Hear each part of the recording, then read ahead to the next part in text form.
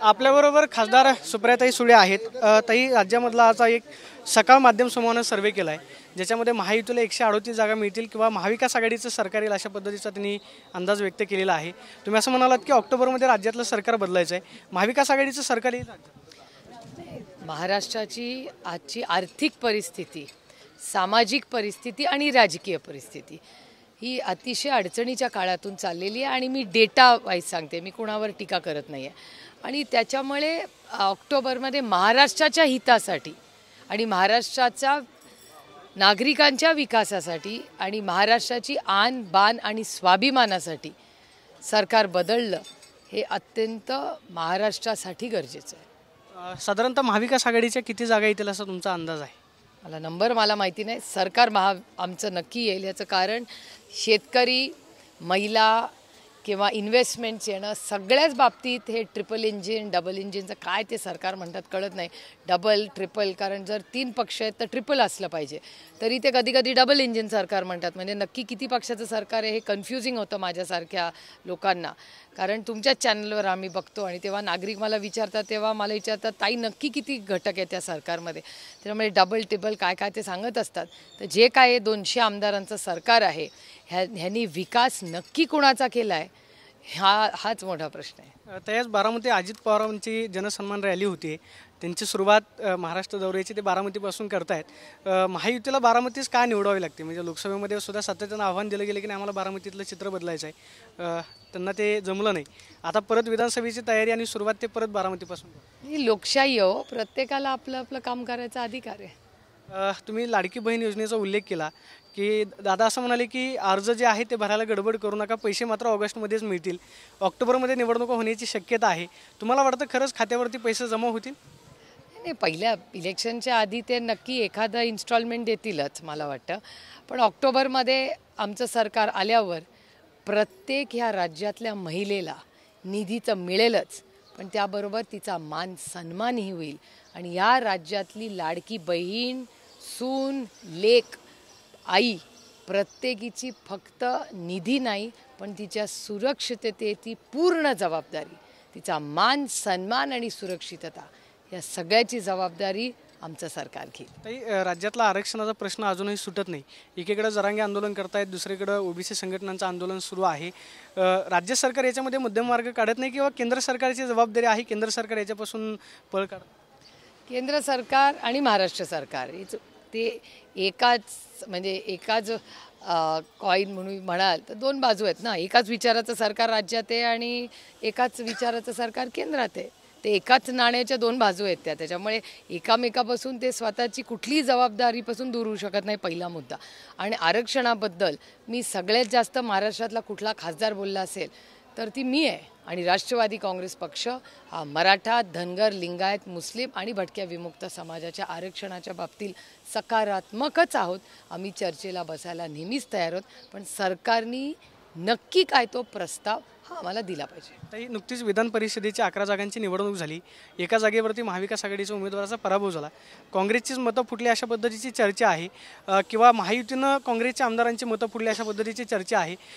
महायुतीला मतं फुटल्याशिवाय कोणतीही निवडणूक जिंकता येत नाही अशा पद्धतीची चर्चा आता सुरू झाली. हे खूप दुर्दैव आहे की मायबाप जनता एका विश्वासाच्या नात्याने आम्हाला मतदान करते. आणि जेव्हा तुमच्यासारख्या चॅनल्सवर घोडे बाजार वगैरे असे शब्द आम्ही ऐकतो ना, तेव्हा प्रचंड वेदना आणि अस्वस्थता होते.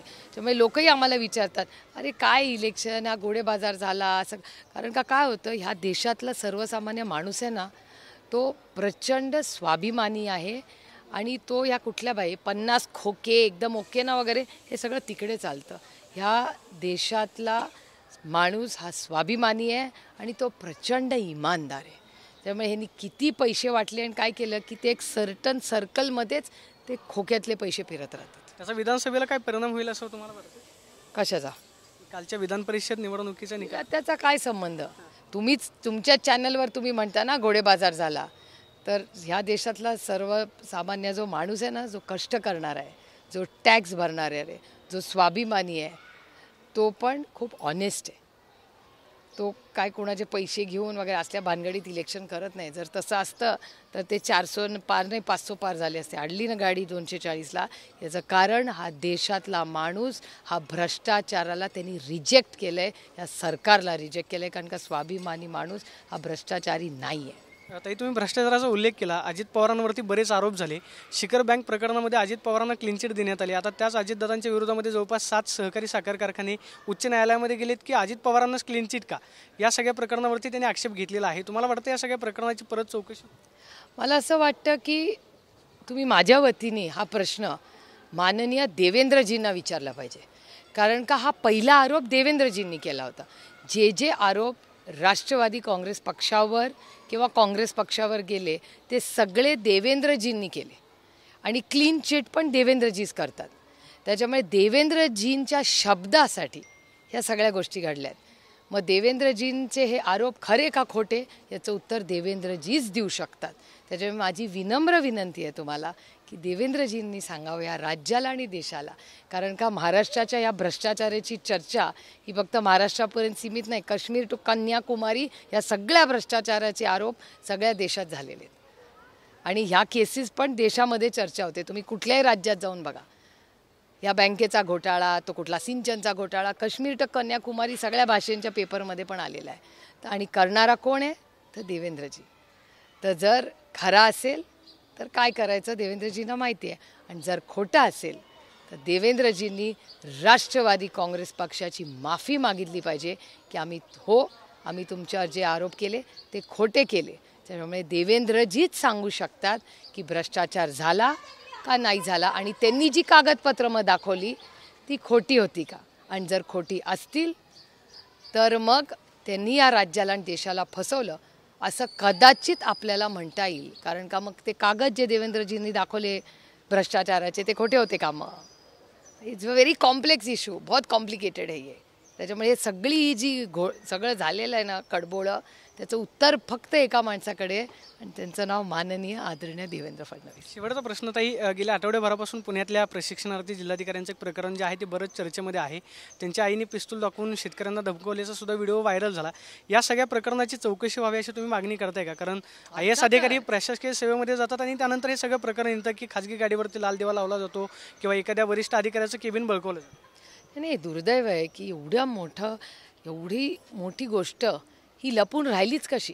त्यामुळे खूप चिंताजनक आहे. ही नीटच्या परीक्षेसारखं आहे. नीटची परीक्षा एवढं आपण ऑटोमेशन केलं तरी नीटच्या परीक्षेमध्ये घोटाळा होतच ना, झालाच आहे ना. आम्ही पार्लमेंटमध्येही संसदेत आम्ही मागणी केली होती की नीटच्या परीक्षेवर आपण सविस्तर चर्चा करूया.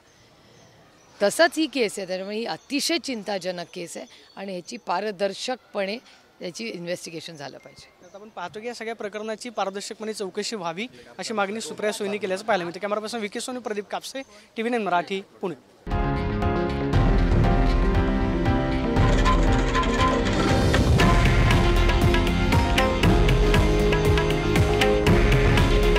हे आहे देशातील नंबर 1 न्यूज नेटवर्क आणि आपण पाहत आहात TV9 मराठी. काळजी तुमची, हित महाराष्ट्राचं.